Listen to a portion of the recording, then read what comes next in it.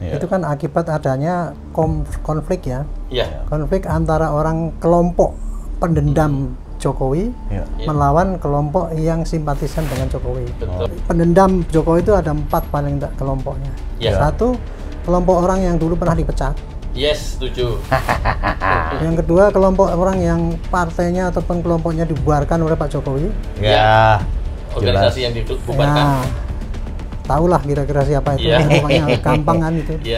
Terus kelompok yang kalah partainya atau kalah pilpresnya kemarin. Kalah pilpres kemarin. Ataupun kalah partainya, terus saya nggak sebut, pokoknya yang kalah itu pasti dendam. Yang terakhir kelompok asing. Kelompok asing itu dari Amerika ataupun dari Eropa. Karena apa? Kepentingan ekonomi Amerika kan diganggu oleh Pak Jokowi dengan adanya Freeport dan sebagainya itu. Pasti dia dendam. Dia sebagai adik kuasa, dia pasti akan pakai war by proxy.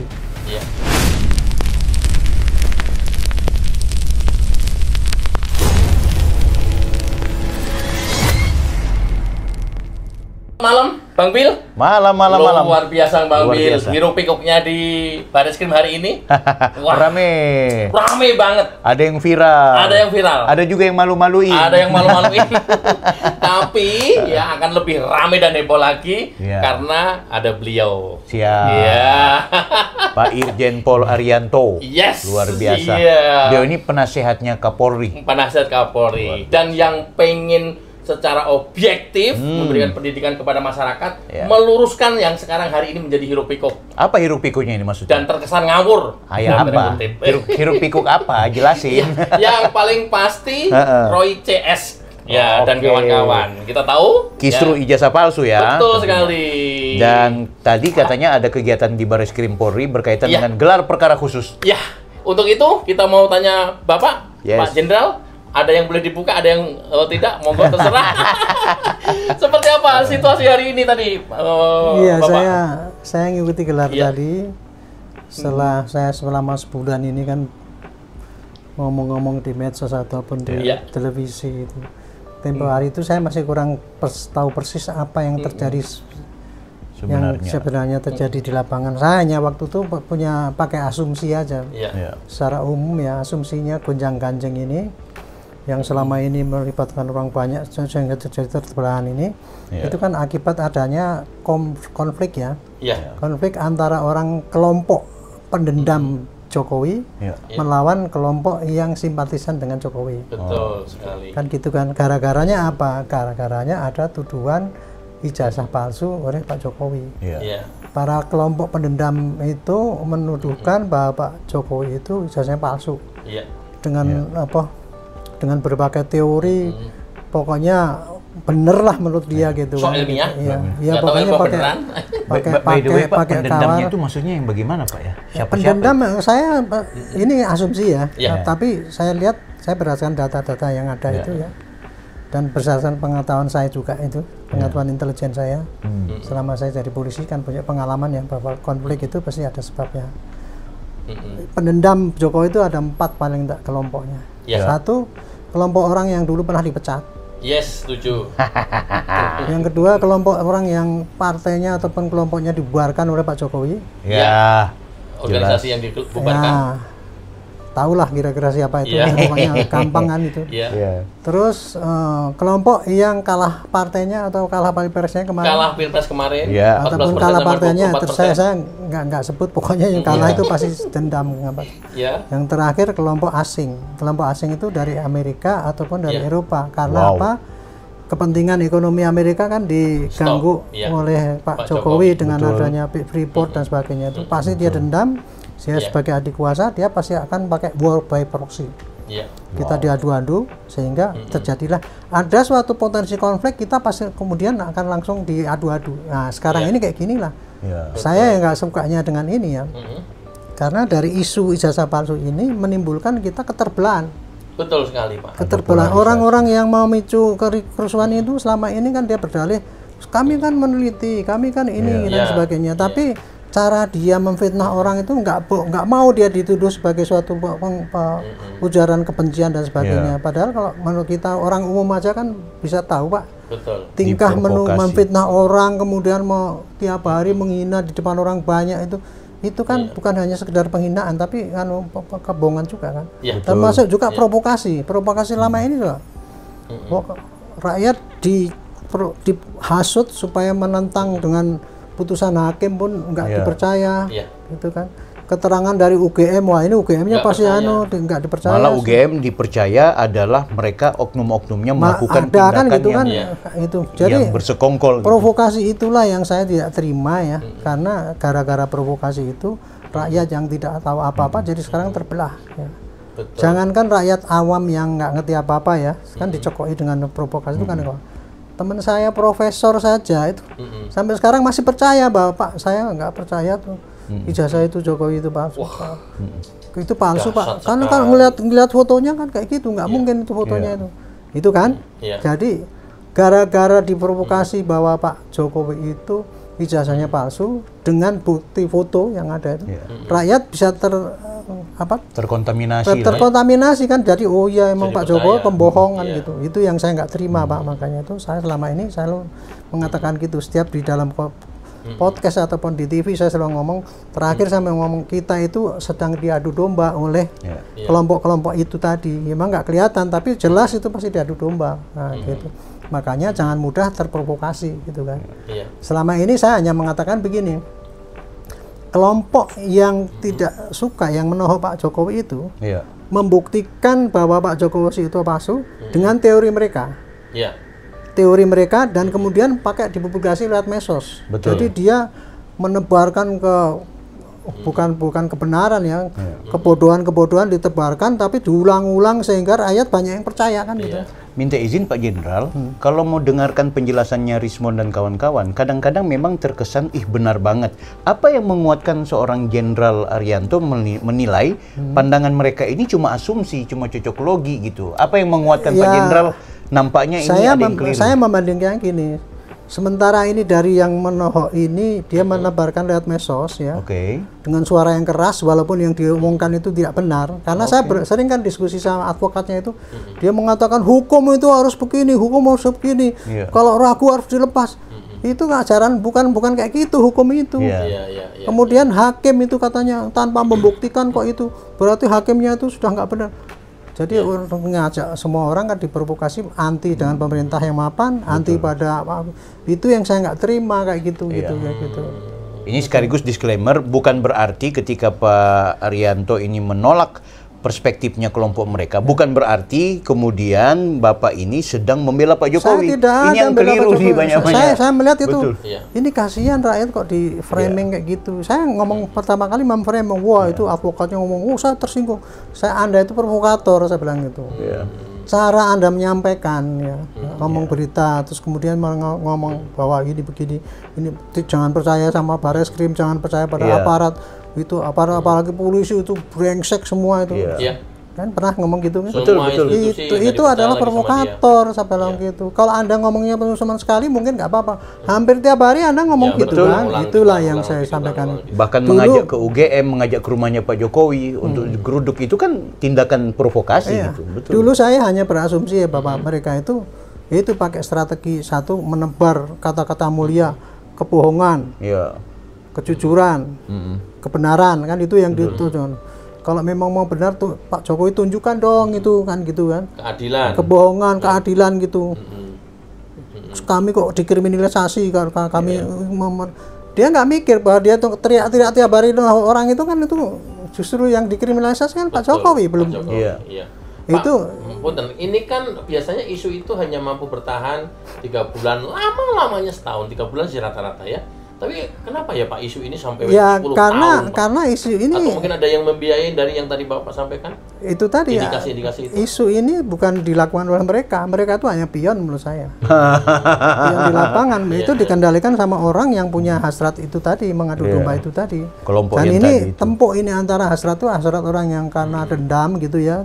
Kemudian yang penting ini yang Pak Jokowi habis lah namanya mungkin gitu. Sama orang-orang asing yang penting negara kita hancur gitu. Itu kita susah untuk membedakan mana yang itu. Tapi mereka selalu berperan untuk supaya kisruh ini terus berlangsung. nggak akan mungkin selesai. Makanya habis ini muncul ini kan itu terus yang terjadi kayak gitu. Nah, nyambung lagi nanti Gibran. Iya, nah itu saya kembali pada asumsi saya yang pertama ya. Dulu kan mengatakan sementara yang dari menohok Pak Jokowi itu pakai teori provokasi, kemudian ujaran kebencian melalui medsos dan sebagainya untuk memframing masyarakat supaya percaya dengan itu, akhirnya banyak yang sudah terbelah ini banyak kan. Iya, betul, polarisasi di lapangan. Tadi saya bilang jangankan orang jelata, wong profesor teman saya aja sudah percaya kok kayak gitu kan. Coba tuh. Nah, terus sementara dari pihak yang membela Pak Jokowi kan, ayolah dibawa ke ranah hukum kan itu kan. Nah, jadi dulu saya pikir hanya antara itu yang menyebabkan bahwa apa ini nggak bisa selesai. Tapi baru tadi saya ikut gelar tadi baru tahu saya bahwa ternyata apa yang disampaikan oleh mereka itu yang menolak Pak Jokowi, misalkan ijazahnya kok menurut penelitian begini kan dulu kan gitu kan respon saya udah itu 90.000% berapa itu ini fontsnya begini ini dan sebagainya itu satu. Yang kedua apa skripsinya lembar ini lembar pengasahannya nggak ada ini terus tangannya beda. Ada lagi profesor yang katanya ini dulu di digital itu adanya tahun ini ada hilang kemudian ini muncul lagi kan gitu kan. Pembimbingnya Pak Profesor Soe Mitro dengan Sumitro. Kan jadi dulu saya pikir ya itu mereka kan hanya ngambil satu sampel kemudian dianalisis menurut teori dia kan gitu. Saya pikir kan cuman gitu. Ternyata baru tadi nih di gelar tadi itu saya bisa ada sedikit pencerahan. Jadi saya satu persatu ya ini saya sampaikan pada rakyat ya supaya terjadi pencerahan tadi, karena saya mendengar dari sana-sana menyampaikan bukti-bukti baru. Kan saya kemarin yang menyarankan mereka besok ini ada gelar terbuka, manfaatkan sebanyak mungkin, sebaik-baik mungkin Anda untuk membawa bukti-bukti yang Anda butuhkan. Bapak sampaikan ke kedua belah pihak. Iya, di televisi saya kemarin saya selalu beberapa ini kesempatan kepada pihak yang mau membuktikan itu jasa palsu, bawa bukti-bukti itu yang menguatkan Bapak. Sementara yang sini mengandalkan bukti asli, bawa besok itu kesempatan. Pumpung polisi mau buka gelar bukan. Saya pikir kan tadi kan mereka membawa bukan. Yang tadi hari ini? Iya, tadi ternyata mereka ya masing-masing menyampaikan ya yang disampaikan itu juga yang dulu-dulu disampaikan di ini. Jadi saya pikir wah ini kasihan saya. Nggak ada bukti baru lah ya. Saya kasihan karena apa? Segitulah pemahaman mereka ya untuk mengumpulkan barang bukti yang menurut dia itu valid gitu. Padahal kalau saya pikir ini bukti ini kalau diajukan ke hakim nggak ada nilainya karena semuanya tidak ada bukti yang otentik itu Pak. Bukti material yang ada, kemudian keterangan yang bersesuaian gitu nggak ada di situ, hanya tadi narasi-narasi bahwa ini saya pernah meneliti. Malah tadi kita buka tadi saya meneliti jasa gitu, ini pakai teori ELA dan sebagainya. Terus dia mengaku tadi ijazah yang saya teliti itu adalah dari yang diunggah oleh Sandi. Tahun 2022 atau berapaan saya lupa tuh, oleh Sandi. Kemudian saya kembangkan, saya periksa, saya bandingkan, ternyata nggak identik dan sebagainya, nggak. Lah dulu kan saya pernah nanyakan sama Pak Roy itu kan, waktu di televisi Pak Roy, Anda membandingkan itu pernah nggak pakai ijazah aslinya kan? Dia waktu itu ngelak. Tadi dia ternyata bener ngaku kan bahwa dia itu dari yang diupload oleh si Sandi kemudian dibandingkan. Itu kalau dia terangkan itu pelan-pelan kepada masyarakat akan tahu bahwa itu penelitian itu nggak ada gunanya kan. Secara hukum memang tidak bisa Pak, berarti kalau misalnya. Enggak, sekarang pakai logika Pak ya. Kalau kita membandingkan suatu data yang difoto diangkat dibandingkan dengan yang asli, analog, betul. Anda yakin nggak bahwa yang foto yang diangkat ini yang palsu atau asli? Kan nggak bisa dijamin itu Pak. Betul. Kalau itu nggak identik berarti bukan ini palsu. Yang diteliti itu adalah uploadan, tapi kemudian dia langsung mengatakan bahwa itu palsu. Baru saat tadi saya enggak betul, aduh ini orang betul-betul membohongi rakyat. Disitulah rakyat dibohongi ya, mengaku pakar, tapi kemudian ternyata dia mengadakan penelitian, meneliti suatu hasil daripada uploadan itu, kemudian dibandingkan dengan teori pakai forensik atau apa, itu pembohongan publik Pak.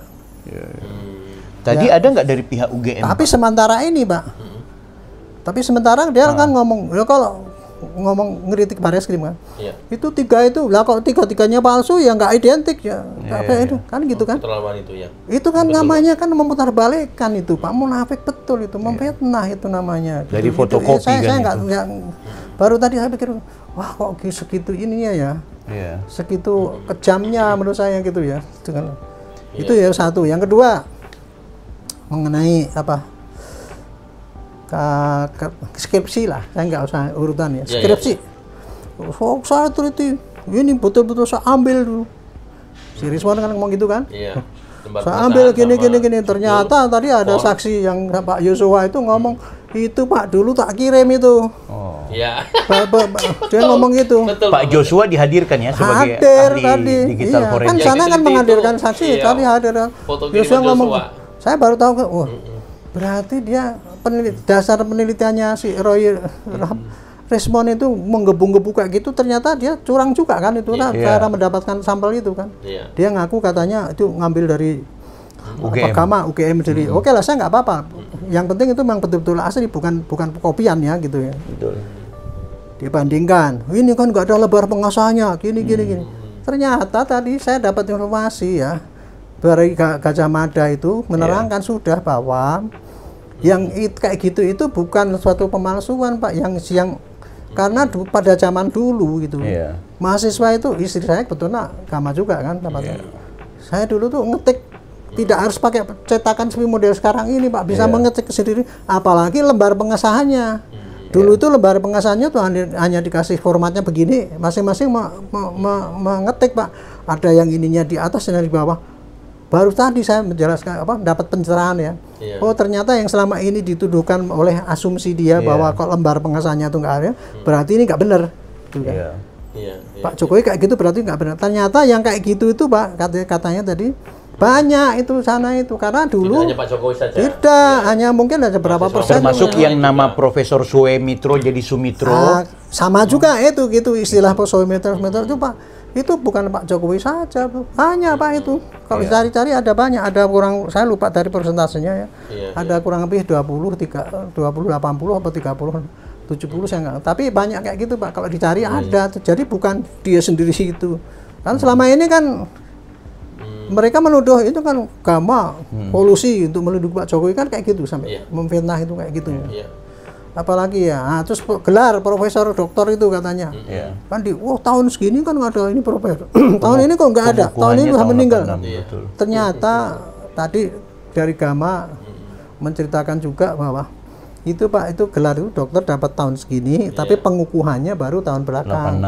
Nah ini masyarakat supaya tahu itulah problemnya yang disangkanya tadi itu ujarnya Pak Jokowi palsu itu, padahal itu masalahnya itu tadi sehingga terjadi itu Bang.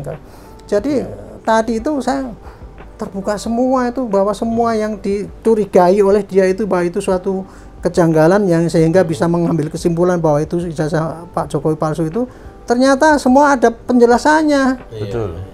Ada penjelasan yang selama ini mereka tidak pernah ungkap karena dia nggak ngerti masalah yang sesuai. Atau sudah ngerti tapi dia sengaja nggak mau membuka kan gitu. Izin konferensi persnya mereka keluar dari gelar perkara khusus itu justru mengatakan bahwa kami menang telak. Ya itulah, memang itulah contohnya membohongi publik kan gitu. Yang terjadi di dalam gelar, saya tadi nggak bisa mengatakan mana menang telak. Kalau saya sih, saya hanya kasihan aja. Di satu sisi yang satu ini berbangga sudah menyampaikan ijazah bukti-bukti yang hebat gitu ya. Di situ juga lah terkuak oleh saya bahwa mereka itu ketidakbenarannya itu terjelaskan oleh counter daripada saksi yang pernah diperiksa oleh Pak Bareskrim. Itu jadi saya pikir wah ini kesempatan bagus lah saya memberikan pada rakyat ya. Selama ini saya kan dituduh pembela Pak Jokowi. Kalau saya enggak, saya hanya menyelamatkan rakyat dari pembohongan mereka itu. Beliau disebut termul guys.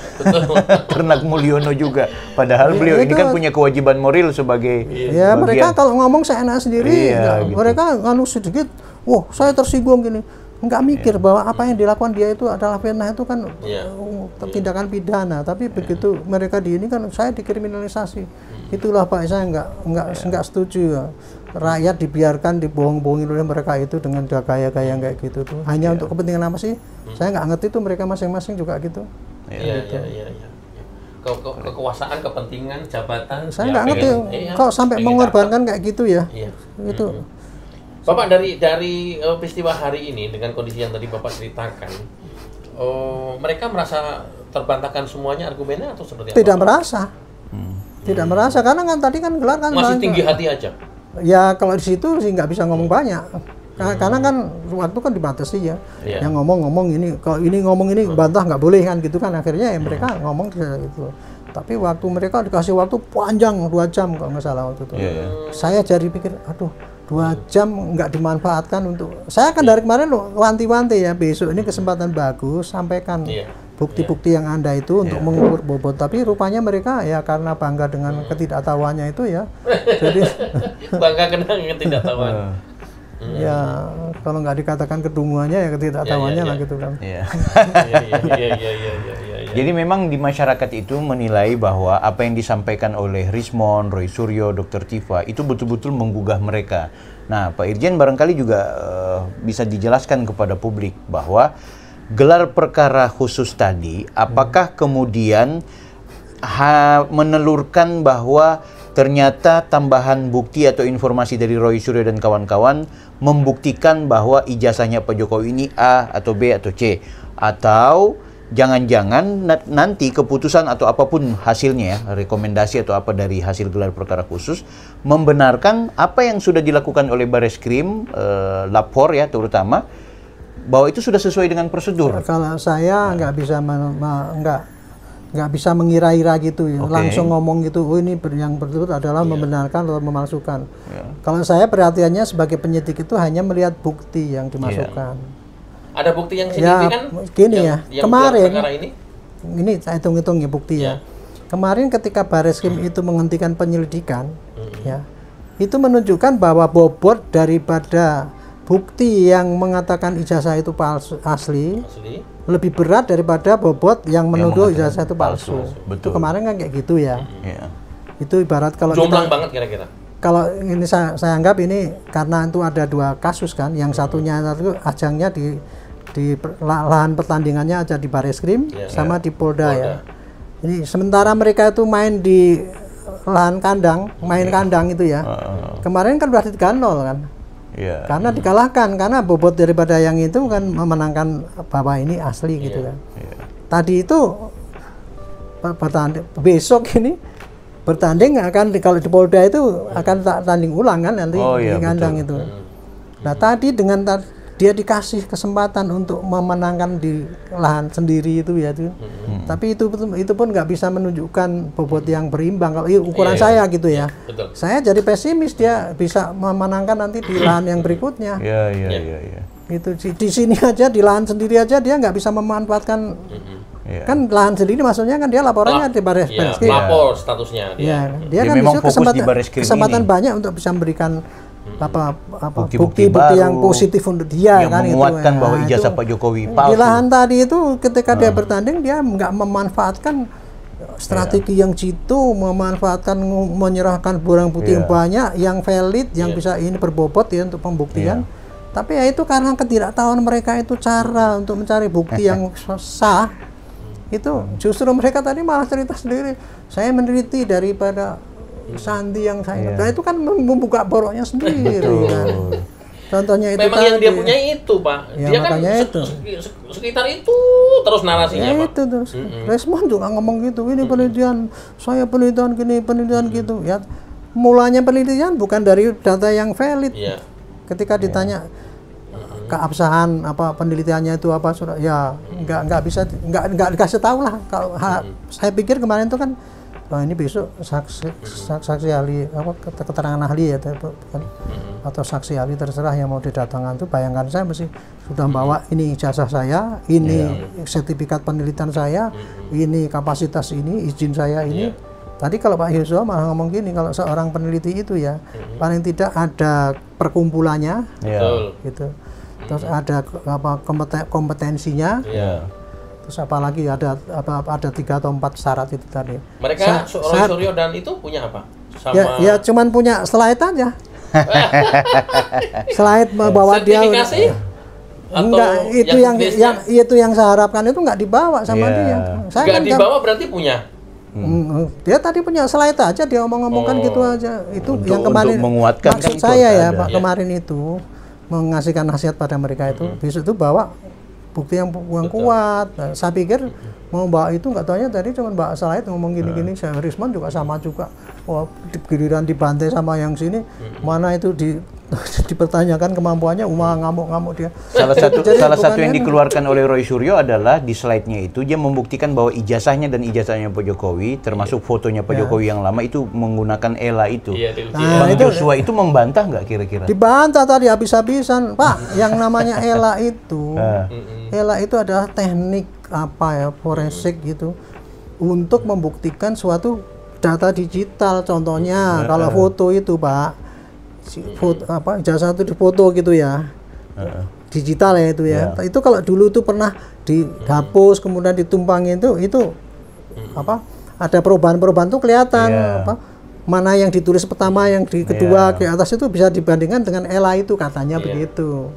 Nah si Roy kan memaparkan itu juga, tapi yang dipaparkan kan ini loh, contoh-contoh itu untuk membuktikan bahwa ini nggak sama dengan ini. Itu katanya itu nggak bisa dianukan di dalam. Apalagi yang diselidiki si Roy kan hasil unggahan dari si Sandi itu tadi, ya gimana kita mau percaya? Saya baru tadi terbuka, buset ini membohongi rakyat dengan cara yang kepakaran dia tuh, kasihan rakyat yang kalau nggak tahu targetnya framing kan, betul. Ya nggak tahu lah itu caranya. Saya nggak terima kalau rakyat dibohongi kayak gitu kan, kasihan orang banyak gitu. Itu kan tadinya kan pengaduan mereka di Dumas itu udah 6 bulan nggak ditindaklanjuti. Ceritanya kan ke sana ya Pak ya. Flashback lagi. Nah tiba-tiba si Rismon meneliti yang tadi pakai ijazahnya akuntan Sandi, dia langsung membuat statement 11 miliar % palsu. Itu yang dimasukkan oleh teman-teman TPUA sebagai bukti tambahan. Seketika itu dia langsung framing. Sekarang saya bisa jawab kalau itu kok begitu ya, kenapa? 6 bulan nggak ditindaklanjuti kan gitu kan. Ketika saya ngomong-ngomong di TV pun Pak Roy juga ngomong, kita sudah Pak menyampaikan gitu, kita sudah menyampaikan tapi kita kan nggak pernah dipanggil. Nah, kemarin saya bahas Pak, kayak yang namanya pelapor itu Pak mengatakan itu palsu, dia menunjukkan ini enggak buktinya Pak, nggak usah nunggu saya dipanggil dong, ngomong ketika bikin laporan itu. Nah, ternyata kan enggak, kita sudah 6 bulan yang lalu tapi belum ditindaklanjuti. Saya sekarang masih begitu tadi itu tampil di situ dengan yang saya udah pesan, bawalah bukti sebanyak-banyaknya. Dia hanya cuman gitu, saya dulu jadi sekarang maklum kenapa sejak 6 bulan yang lalu ya wong dia lapor cuman dia lapornya mau catatan ini pasalnya banyak tadi yang sampaikan, ini ijazahnya ini SD ini palsu tapi nggak ada bukti sama sekali. Suruh penyidiknya yang suruh nyari kan, konyol itu Pak, minta izin nggak ditindaklanjuti. Tapi kemudian setelah ada laporan dari Pak Jokowi di itu kan, nah dia kan jadi wah seakan-akan baru lapor udah itu ya kayak gitu seperti itu. Ya itu akhirnya di framing seperti itu. Kan menyalahkan aparat terus kan, padahal itu kekeliruan dia sendiri. Itu ini rakyat supaya tahu lah itu. Jadi kayak gitu cara dia beraksi itu ya. Jadi saya nggak terima itu rakyat dibodoh-bodohin dengan cara kayak gitu. Rakyat dibodoh-bodohi guys. Bang Bil, saya sering menganalogikan ini Rismon Roy Suryo ini nih meneliti dulu ketika kita pengantin baru gitu ya. Ketika mau tes pack istri itu kan biasanya kencing pertama tuh. Pada pagi-pagi kan. Nah, istri itu biasanya nunggu suami, dia kencing duluan, taruh di ruang tengah gitulah ya. Kebetulan saya punya kucing gitu ya. Nah, udah istri lupa gitu. Tahu-tahu dikencingin sama kucing. Nah, gua tes pack seneng banget tuh, hamil. Nah, ternyata itu kencing kucing, campur kencing kucing. Istri berbulan-bulan ternyata belum hamil. Ini kan persis. Meneliti unggahan Sandi. Betul. Nah, itu kan yang diteliti aja sudah kayak tes pack tadi itu. Betul. Itu harus dipahamkan pada rakyat bahwa yang diteliti oleh Pak Roy Suryo itu untuk membuktikan bahwa ijazahnya Pak Jokowi itu palsu, bukan meneliti ijazahnya yang pada Pak Jokowi ataupun siapa dibandingkan dengan ijazah yang asli, tetapi hanya membuktikan print out daripada foto yang diunggah oleh si Sandi itu di YouTube ya kalau nggak salah itu, kemudian selidiki di Twitter, itu, Pak. Di Twitter ya, saya nggak tahu pokoknya enggak. Karena diomongkan kok itu kita dari Buan Sandi itu. Dalam suatu di televisi saya pernah berdiskusi dengan dia. Ketika saya tanya, "Yuk, kenapa kok itu diteliti?" Ya, kalau itu bukan asli, kenapa si Sandi ngomong asli? Ngomong gitu. Coba gimana? Lah, dia jangan salahkan saya, salahkan Sandi karena dia ngomong bahwa ini ijazah asli sehingga saya anggap itu sebagai asli dan kemudian saya teliti. Coba logika kayak gitu siapa yang bisa nerima, Pak, gitu. Dan selama ini digembar-gemborkan terus kayak gitu. Saya kalau nggak begitu, baru tadi saya tahu, waduh, oh ternyata kayak gini ya, parah betul kayak itu. Saya pikir dulu. Oh, dia ahli bukan ya, Bang Bil ya? Kalau seperti ini kok aku curiga dia bukan ahli. Sangat bukan.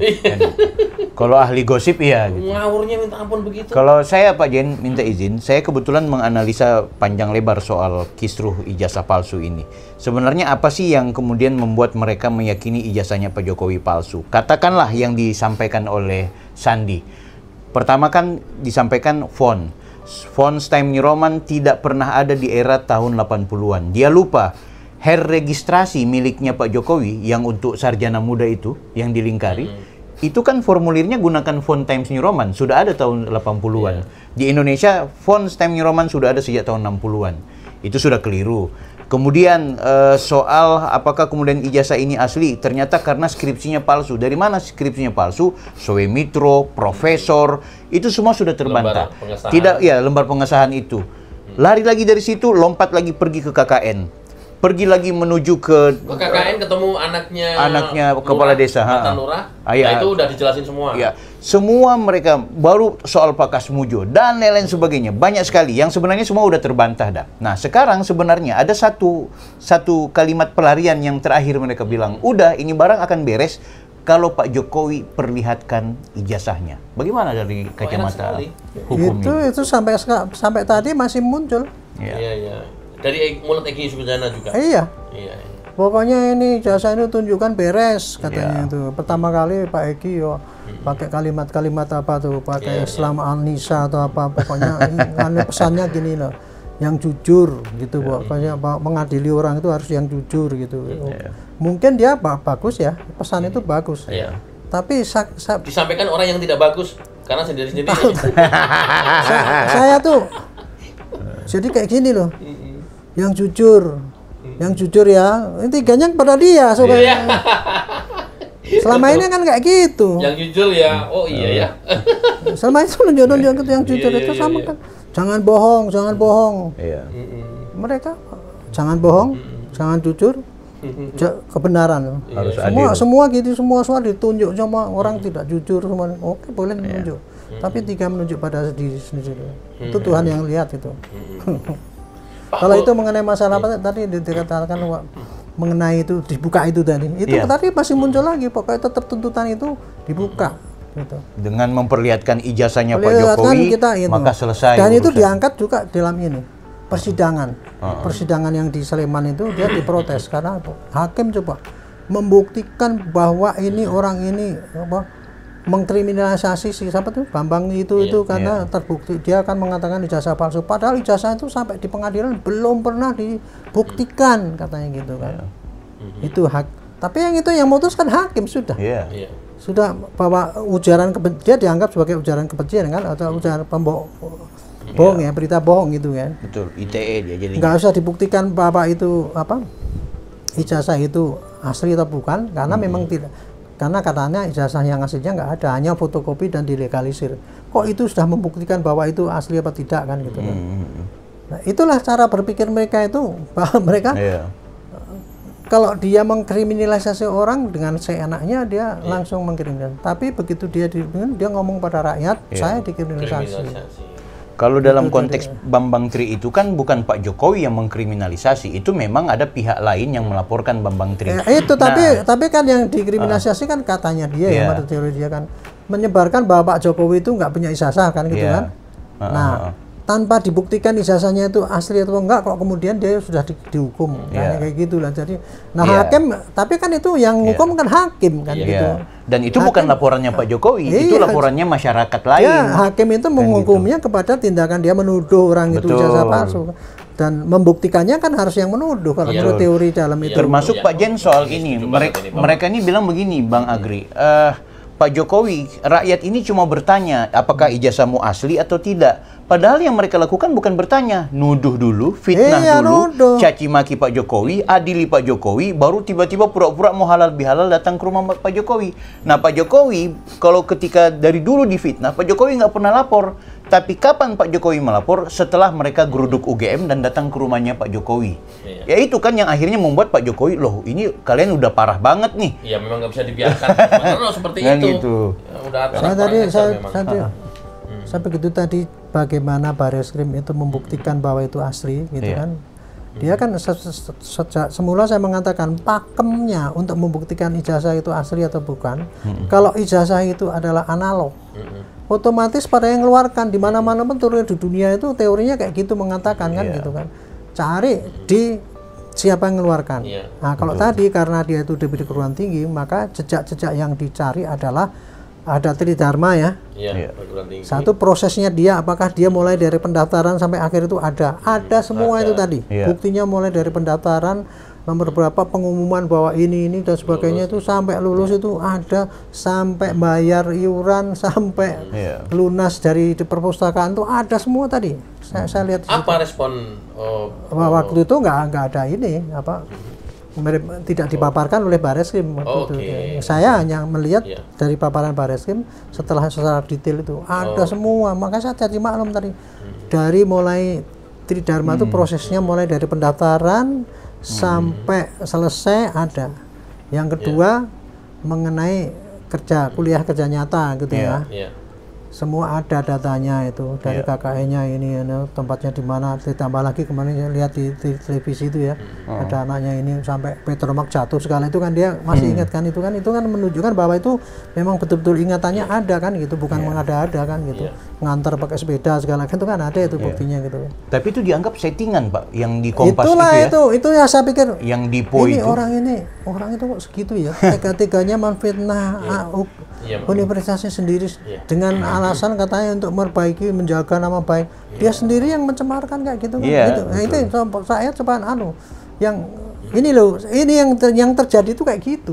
Saya dari pihak UGM datang nggak tadi, Pak? Datang. Apa yang dilakukan pihak UGM? Ya menambah kesaksian aja yang ada. Kalau ada sesuatu ada yang ini nggak kurang ini kan ditanyakan ini yang diperdebatkan tadi ini kan diperluas.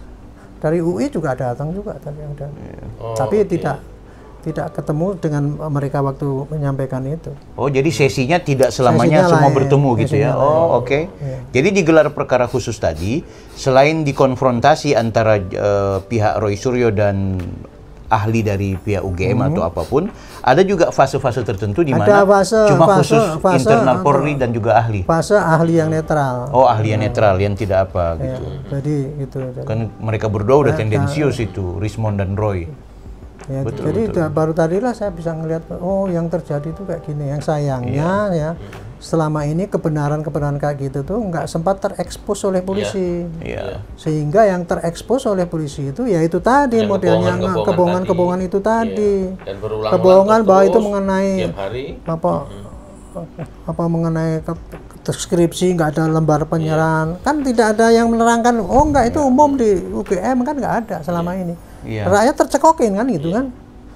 Jadi model gini, ketika Bareskrim mengumumkan bahwa ini formulirnya Pak Jokowi, ini transkrip nilai, itu dipreteli lagi sama Rismond. Oh, itu formulirnya itu kan sarjana salah satu muda. Aja kan, hanya salah satu aja. Gitu. Sarjana muda, nilainya cuma dapat D, nggak mungkin lulus. Akhirnya ijazahnya palsu. Ternyata ya Pak ya, yang tadi kan di bayangan saya waktu itu kan Bareskrim mengambil 3 ijazah yang di sana secara random gitu ya. Kemudian dibandingkan dengan yang ini yang asli yang dibawa oleh Pak Jokowi itu katanya gitu ya.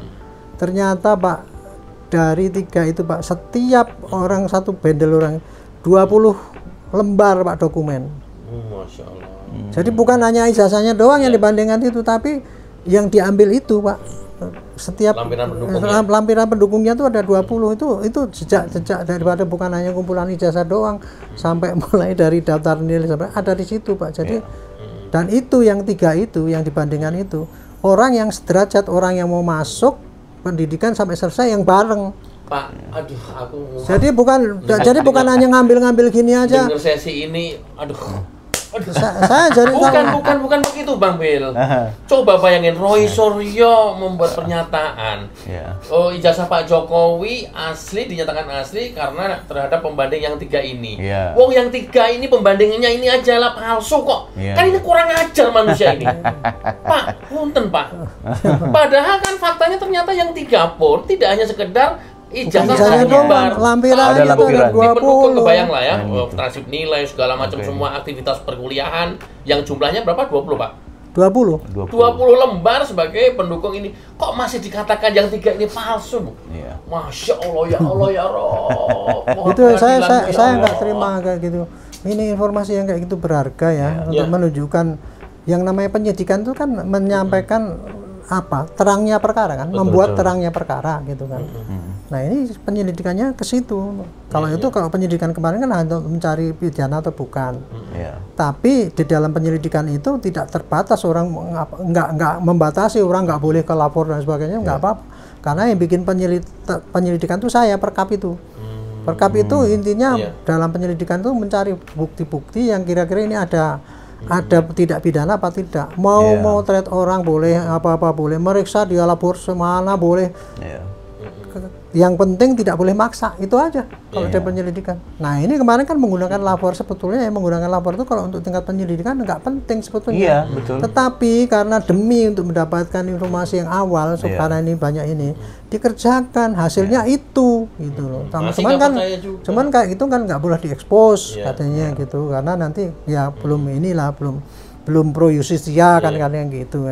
Tapi saya tadi begitu lihat, lah kalau informasi kayak gini di rendam, ya kasihan rakyat dong. Kita gitu. Sudah kerja mati-matian kayak gini, masih dibilang polisi brengsek oleh advokat yang gombal itu.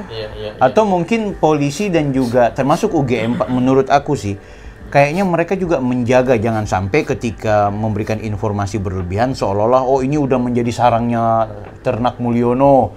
Lembaga polisi ini sudah jadi parcok nih, kan begitu kayaknya polisi dan mereka nganunya kan strateginya kayak gitu, memprovokasi, menghasut orang semua, pokoknya semua yang tidak membenarkan dia itu adalah curang lah dianggapnya itu.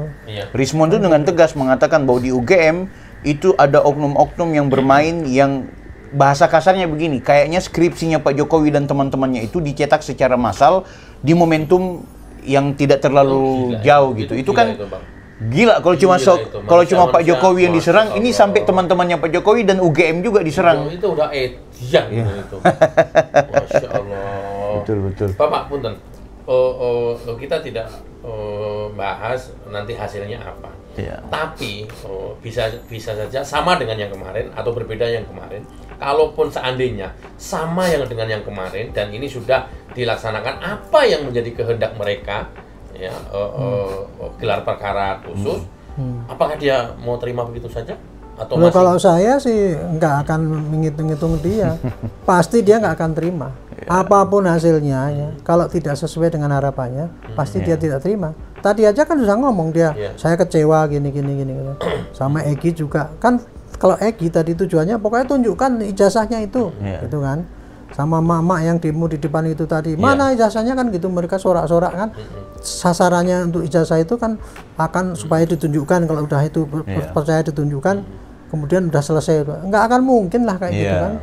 Gimana orang sudah dikasih tahu ini Gama yang ngeluarkan ijazah ini sudah ngomong gitu, itu yang pembuktian udah resmi ya, yang lampirannya udah banyak sekali tadi itu. Ada berapa ya? Ada paling sedikit ada 12 tempat yang didatangi oleh penyidik itu. Ada 50 saksi, ada berapa puluh barang bukti itu dikumpulkan. Itu aja masih nggak cukup untuk menjelaskan pada dia kok. Dengan kondisi yang seperti itu, apa lantas kemudian menghambat proses di Polda Metro? Enggak, saya Polda ini pintu yang berbeda kan Pak dari Barreskrim? Kalau saya sih melihatnya polisi itu tugasnya adalah menjaga Kamtibmas. Dengan adanya rame-rame ini, gonjang-ganjing ini, yang namanya Kamtibmas itu keamanan, ketertiban dari masyarakat. Dan sekarang malah ditambah ketentraman masyarakat. kalau ada terganggu ketertiban dan ketentraman dan keamanan, itu polisi wajib tugasnya untuk mengatasi itu. Siapa penyebabnya, itulah yang harus ditindak. Itu kewajiban polisi ya gitu. Kalau bisa diredakan tanpa harus menangkap pelaku. Tapi kalau kayak gini terus ini kewajiban polisi lah yang harus bertindak. Tidak bisa kita mengharapkan dari siapa, dari mana, satpam, dari kan nggak mungkin. Polisi yang bertindak. Nah, polisi bertindaknya caranya apa? Yaitu dengan cara melakukan penyelidikan kepada siapa-siapa yang bikin perusuh ini. Kebetulan sekarang sudah ada laporan. Ya laporan itu ditindaklanjuti oleh polisi dengan penyelidikan. Kalau penyelidikan itu sudah membuktikan bahwa ini ada tindak pidana yang diitukan, ya polisi harus menaikkan ke penyidikan. Itu nggak usah ragu-ragu. Pak, mohon izin, kenapa kok agak lambat ya dari penyelidikan menaik ke penyidikan, atau akan terhenti di tengah jalan? Menurut Bapak sebagai purnawirawan? Kalau saya pikir dulu pertama kali ya, saya lihat Metro itu pasti Metro akan nunggu dulu yang hasil Bareskrim. Polda Pasti, Metro karena menunggu dari kan Bareskrim. laporannya kan kalau yang di Metro itu kan laporannya ke pencemaran nama. Yang namanya pencemaran nama itu bisa dilanjutkan apabila ternyata ijazahnya itu memang asli kan gitu. Kalau ijazahnya tidak palsu, ya ini bukan pencemaran lagi dong, memang kenyataan, itu nggak jalan. Makanya Polda Metro pasti menunggu dari ini. Nah kemarin ketika ini sudah dihentikan gitu kan, mestinya Polda Metro itu kan bisa lanjutkan harusnya, tapi harus meriksa ulang harusnya, karena ini hanya penyelidikan kan. Nah, Polda Metro sudah mulai berjalan, dilalah kan ada ini protes, harus ada gelar khusus ini. Nah, mungkin Polda Metro menunggu, sehingga proses yang Polda Metro ini juga menunggu juga hasil daripada ini pasti akan dirujuk ini gitu. Nah, nanti kalau hasil daripada ini gimana? Misalkan oke, saya ternyata memang selama ini Dirpidum sudah tadi itu rupanya yang menggelar kan Wasidik ya. Wasidik. Bukan Dirpidum itu tadi termasuk yang terperiksa karena dianggap dia itu melanggar SOP kan gitu. Jadi kalau nanti hasil dari ini Wasidik itu mengatakan oke lah selama ini ternyata tidak ada pelanggaran, sudah benar, kan berarti kan dia tidak akan berbuat apa-apa lagi. Paling hanya memberitahukan pada para yang itu tadi, yang komplain tadi, hasilnya begini gitu. Hari ini tuh Pak, kelompok-kelompok mereka itu adalah bagaimana itu menggiring yang di Bareskrim masuk ke pengadilan sehingga ada kekuatan hukum tetap setelah ada vonis hakim palsu dan aslinya. Seperti apa Pak? Ya maunya mereka begitu ya. Nah, dan kemarin saya dengar dari advokatnya itu pakai teori begini, bahkan teman saya pun agak mempercayai itu. Ini kan ada laporan bahwa kita ini dituduh mencemarkan karena melapor ijazah palsu. Ya mestinya ijazah itu dibuktikan dulu dong di pengadilan dulu, baru ini bisa diperiksa. Ada yang berpikir, ya itu pemikiran itu benar juga, tapi tidak benar semuanya. Karena Pak, kalau yang namanya ini kejadiannya kan cuma satu. Ada orang nuduh, ya kan? Ada orang nuduh ijazahnya Pak Jokowi itu palsu. Kan berarti satu kejadian itu gitu. Ini ternyata ada dua mata itu yang bisa kena. Yang satu itu apakah Pak Jokowi itu yang memalsukan atau yang menuduh? Atau yang menuduh. Kan yang salah itu apakah Pak Jokowi itu betul-betul memalsukan? Kan jadi tapi kan kasusnya cuma satu aja. Barang buktinya itu makanya dari dulu saya mau ngomong ini harusnya disatukan. Nggak bisa ini dua kalau seandainya yang situ ijazah palsu. Buktinya apa? Kan otomatis yang nyari ke UGM dulu kan, Pak. Ya gitu kan. Nah, buktinya apa? Sementara ini Pak, saya dicemarkan karena ijazah palsu. Ini juga nyari ke UGM juga nanti kan. Nah makanya itu dulu idealnya dijadikan satu, tapi rupanya dulu ya Bareskrim melaksanakan sendiri-sendiri kan. Bahkan kasus yang terbuka ini pun, kalau saya begini Pak, ya saya berpikir objektif dan saya nggak ada tendensi untuk melindungi polisi itu enggak. Saya dulu sarankan ya, saya telepon sama Dirpidum, Dek, kalau besok itu Anda akan hentikan entah di penyelidikan atau penyidikan, sebaiknya Anda gelar terbuka. Kalau enggak, Anda pasti akan diserang nanti habis-habisan. Ternyata Bareskrim memilih langsung kan waktu itu, jebret. Kaget saya. Bener kan? Wah, diprotes habis-habisan. Bulan 11 dan sebagainya. Untungnya Pak Kapolri kan perintahkan, oke, akan kita kawal pakai eksternal. Dikabulkanlah ini Pak, gitu. Kabulkan gelar perkara dengan eksternal dipanggil. ada DPR, ada diundang semua. Kemarin kan waktu DPR itu udah diperdebatkan. Ya, kan kemarin ketika ini gelar terbuka itu mau gelar khusus ini akan mengundang orang banyak, kan ada yang, ya teman-teman sendiri ada yang komentar kan, oh, itu terlalu luas tuh, nggak ada gunanya gitu. Padahal kan dengan adanya keterlibatan DPR itu kenapa? Karena dia kan pengawas internal. Kompolnas, Ombudsman itu pengawas resmi polisi. Nah, mereka diundang supaya tahu kalau kita gelar kan, oh ini loh. Ya untungnya mereka diundang tadi Kompolnas kan. Oh ya, maklum bahwa kita tuh sudah berbuat benar.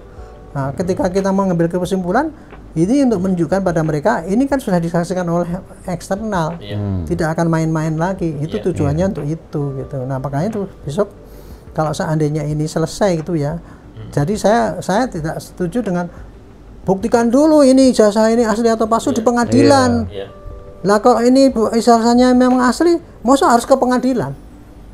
Polisi itu dikasih tugas ya Pak untuk membuktikan keamanan itu tadi. Kalau dalam rangka memelihara keamanan adalah menegakkan hukum ya. Di dalam penegakan hukum polisi itu adalah dikasih tugas untuk melakukan penyelidikan sampai penyidikan. Kan gitu, untuk mencari pidana apa tidak. Kalau selama ini dicari tidak ada, ya nggak perlu dong dia langsung sampaikan ke pengadilan.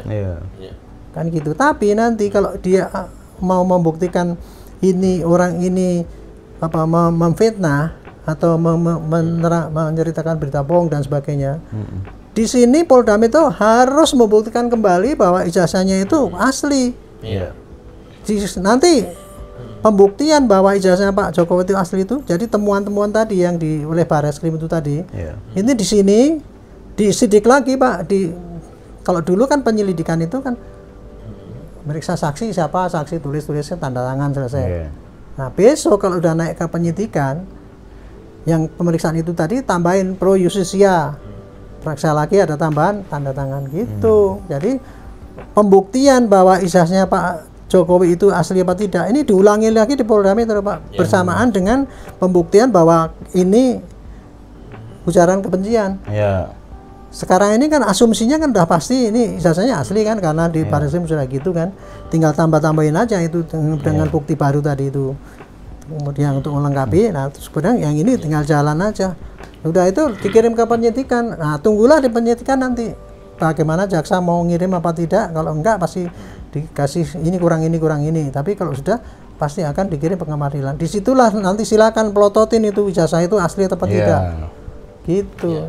Kalau boleh tahu Pak, ini kira-kira yang dia dengung-dengungkan itu kan KUHP 310 311 aja ya Pak ya. Memenuhi undang-undang ITE enggak sih Pak? Kalau boleh dibocorkan, atau kalau nggak boleh ya nggak apa-apa. Enggak, kalau saya sih memenuhi apa tidak itu ya menafsirkan suatu tidak pidana itu melanggar undang-undang tertentu atau pasal tertentu itu Pak ya sekarang ini. Kalau isinya itu mengenai ujaran kebencian, penghasutan, apa itu provokasi, berita bohong yang menimbulkan keonaran itu Pak, itu penafsirannya harus pakai saksi ahli. Karena kalau itu disampaikan kepada penyidik doang gitu ya, kadang-kadang penyidik suka tidak bisa membedakan antara ini benar-benar ilmiah apa enggak. Makanya zaman sekarang, kalau zaman dulu Pak yang orangnya berita bohong itu langsung aja kan dulu diserahkan pada penyidik. Tapi dengan kebebasan bersuara sekarang ini, maka tidak sembarang orang kalau ngomong itu kritik langsung dijerat. Makanya untuk menentukan ini adalah termasuk berita bohong ataupun fitnah atau apa itu harus pakai saksi ahli Pak. Panggil saksi ahli bahasa, panggil saksi ahli pidana. Ini Pak memenuhi unsur apa tidak? Itu kan. Jadi tanpa adanya keterangan saksi ahli itu polisi enggak fair kalau enggak menyampaikan ke sana. Itulah yang dibantah oleh mereka kemarin. Pengacara itu yang paling hebat sedunia itu. Indubio pro reo. Jadi kalau ragu-ragu lepas. Waduh. Jadi maunya dia itu kalau tidak jelas mengenai apakah ini ujaran kebencian apa tidak itu maunya polisi jangan diproses. Maunya mereka kan. Aku perhatikan minta izin Pak Jen, kayaknya mereka suka ya udah nggak apa-apa di 310 atau 311 soal pencemaran nama baik karena dalam itu yang disasar memang gitu. Iya, banyak yang dijerat tapi kemudian tidak dipidana, tidak dipenjara gitu, walaupun bersalah. Kayak kasus minta maaf nih, kayak kasusnya Pak Luhut ya kan, yang tersangkanya tidak dipidana gitu, tidak dipenjara. Mereka berharap begitu juga supaya Pak Jokowi nanti datang ke pengadilan. Kemarin saya terangkan kayak gitu ya. Dia ngomong itu saksi ahli kan kok sampai 7 kan. Iya. Oh itu namanya polisi ragu-ragu. Pengacara yang hebat sedunia tuh ngomong gitu. Itulah saya pikir, waduh kok.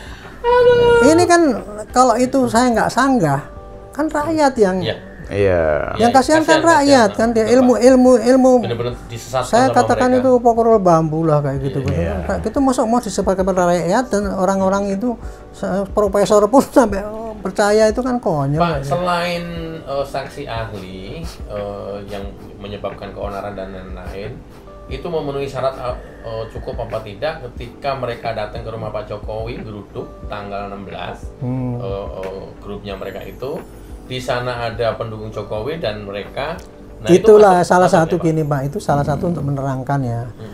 Ada putusan MK.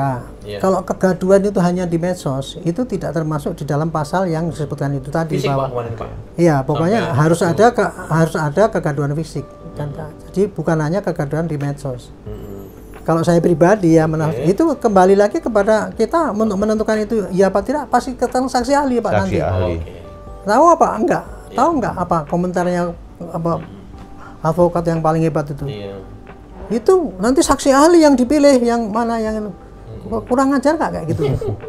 Itu kan mengerti rakyat bahwa ini loh saksi ahli itu nanti bisa disogok semua gitu kan. Walaupun itu kemungkinan terjadi, tapi kan dalih-dalih seperti itu kan mengotori pikiran rakyat. Jadi itu kembali lagi tadi ke keonaran di lapangan ya. Kalau gaduhnya tuh di medsos itu memang nggak bisa dianukan. Tetapi bunyinya kan punya gini, menebarkan berita bohong yang menimbulkan perpecahan atau permusuhan antara kelompok ataupun pribadi, antara kelompok sosial, agama, ras, apa sosial, etnis, pokoknya itu ya. Nah, terus saya tanya sekarang, berita bohong dia itu sekarang kan sudah menimbulkan perpecahan Pak. Antara kelompok yang pro Jokowi, antara sama yang kontra. Perpecahan itu kalau cuma di medsos nggak apa-apa. Tapi kan udah timbul di lapangan. Mahasiswa saling umpat. Itu kan mengganggu ketentraman sudah, ketertiban. Kan itu udah kerusuhan dalam tanda petik masih ringan. Ada mahasiswa ini si Roy harusnya dihukum, ada yang ini. Kan itu perpecahan di lapangan. Dan kalau ini dibiarkan itu nanti akan memuncak. Dan itu menurut saya itu, saya kalau ditanyakan pada saksi ahli pasti ada yang mengatakan ada iya itu ada yang enggak gitu.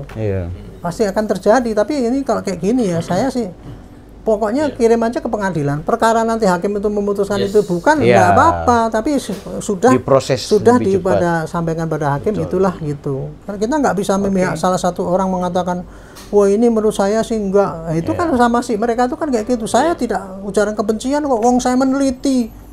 Kan itu kan meneliti sambil teriak-teriak. Siap-siap ya, 3 peneliti, jangan ngaku 3 peneliti. Meneliti kayak gitu gimana? Dikriminalisasi, aduh mampus saya. Oke Pak, kita menjadi jelas. Mudah-mudahan nanti kita sampaikan kepada masyarakat. Ya, saya hanya disclaimer lagi ya. Saya ngomong pada masyarakat. Jangan mudah dibodoh-bodohin oleh mereka itu yang merasa dirinya pakar, merasa dirinya advokat paling hebat, wah ahli hukum. Tetapi sebetulnya yang mereka sampaikan selama ini, saya baru tahu hari ini bahwa mereka tuh banyak menebar kebohongan. Kebohongan yang dia tutup-tutup, sehingga ini sudah meracuni rakyat banyak. Buktinya ada follower yang mengatakan mendukung dia. Saya kasihan dengan orang yang termasuk yang kayak gitu itu Pak, karena ketidaktahuan mereka kan sehingga ikut-ikut berdosa lah kita tuh kalau membenci orang tanpa apa-apa gitu. Itu aja kewajiban saya bukan bela polisi enggak. Saya sebagai polisi saya menerangkan inilah yang terjadi di lapangan dan silahkan dipahami sendiri kita harus bagaimana gitu. Makasih. Oke, terima kasih banyak Pak Jenderal, makasih Bang Bill. Jadi yang perlu kita catat nih, penting banget nih Bang Bill. Ya. Mereka pengacara jangan gampang dipercaya. Ya. Mereka yang ngaku-ngaku ahli jangan juga percaya. Ya, ya. Karena apa? Faktanya selama ini yang dia tebarkan adalah kebencian, hoax, provokasi, dan lain-lain yang membuat keresahan di masyarakat. Betul. Seperti apa? Tentu nanti kita tunggu di pengadilan. Siap. Terima kasih Bapak. Terima kasih Pak Jenderal. Assalamualaikum warahmatullahi wabarakatuh. Layani. Terima kasih. Salam warahmatullahi wabarakatuh.